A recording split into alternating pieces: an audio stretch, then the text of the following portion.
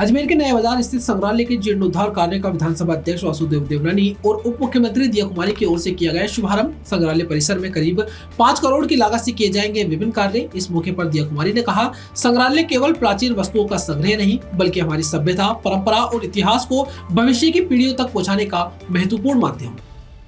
शारदीय नवरात्र की नवमी पर आर्यभट्ट वर्ल्ड स्कूल का वातावरण हो उठा। अध्यात्म और परंपरा की पावन छटा से सरोवर। विद्यालय प्रांगण में वैदिक मंत्रोच्चार की गूंज के बीच हवन यज्ञ और कन्या पूजन का हुआ आयोजन। प्रधानाचार्य सविता सोनी के मार्गदर्शन में छात्र छात्राओं ने आहुति अर्पित कर मां दुर्गा से मांगी मनोकामनाएं। कार्यक्रम में बच्चों ने न केवल मंत्रों का अर्थ समझा बल्कि एकाग्रता, शुद्धता और आध्यात्मिकता का भी किया अनुभव। विद्यालय प्रशासन का कहना है कि आयोजन विद्यार्थियों में भारतीय संस्कृति और परंपराओं के प्रति आस्था जगाने के साथ साथ सकारात्मक सोच और अनुशासन का भी करेगा संचार। अजमेर दरगाह अंजुमन के सचिव सैयद सरवर चिश्ती ने वक्फ संशोधन एक्ट 2025 का किया विरोध। मुसलमानों से एकजुट होकर एक्ट का विरोध करने की अपील। 3 अक्टूबर को देशव्यापी बंद का किया आह्वान। दुकानें, व्यापारी प्रतिष्ठानों और कार्यालय बंद करने की अपील। कहा, यह कानून मुसलमानों के हितों के खिलाफ। अजमेर की दरगाह थाना पुलिस ने मोबाइल चोरी के एक गिरोह का किया पर्दाफाश। पुलिस ने चोर गिरोह के 4 बदमाशों को किया गिरफ्तार। बदमाशों के कब्जे से पुलिस ने 8 लाख कीमत के 21 मोबाइल फोन किए बरामद। पुलिस मामले के अन्य पहलुओं को लेकर भी कर रही जांच पड़ताल।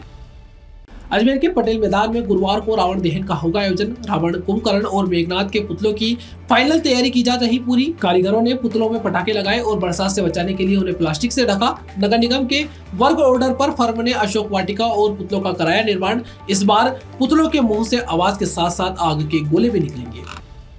अजमेर के आनंद सागर वेटलैंड और ग्रीन बेल्ट मामले में सुप्रीम कोर्ट में 17 अक्टूबर को होगी सुनवाई। 4 अगस्त को सुनवाई तय थी लेकिन केस लिस्टेड नहीं होने से नहीं हो सकी। कोर्ट आदेश पर फूड कोर्ट पहले से ही ध्वस्त किया जा चुका। 7 वेंडर्स हटाने की डेडलाइन 17 सितंबर थी।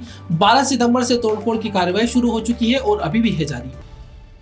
नसीराबाद सिटी थाना परिसर में डीएसपी जनरल सिंह की अध्यक्षता में सीएलजी मीटिंग हुई आयोजित। बैठक में तहसीलदार नानूलाल यादव, थाना अधिकारी अनिल देव कल्ला समेत अधिकारी व सदस्य रहे मौजूद। मूर्ति विसर्जन का समय शाम 4 बजे तय किया गया। दशहरा मेले और रावण दहन के लिए ट्रैफिक व्यवस्था पर हुई चर्चा। अजमेर में एक महिला के साथ लिव इन पार्टनर के बेटों द्वारा अश्लील हरकत और मारपीट का गंभीर मामला आया सामने। पीड़िता ने गंज थाने में करवाई रिपोर्ट दर्ज। बताया गया कि कई सालों से लिव इन में रह रही थी महिला ने लाखों रुपए दिए थे उधार। पार्टनर की मौत के बाद बेटों ने पैसे लौटाने से किया इनकार। रास्ता रोककर की छेड़छाड़। गंज थाना पुलिस ने मामला दर्ज कर जांच की शुरू।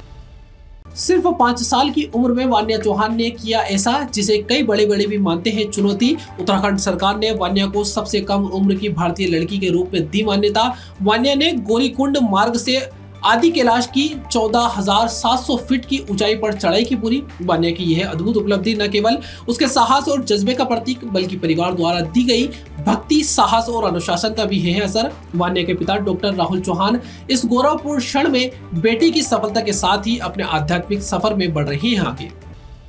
यातायात नियमों को नजरअंदाज करते सरकारी व गैर सरकारी स्कूल संचालक प्रत्येक स्कूल में 18 वर्ष से कम उम्र के विद्यार्थी स्कूल में लाते हैं दोपहिया वाहन।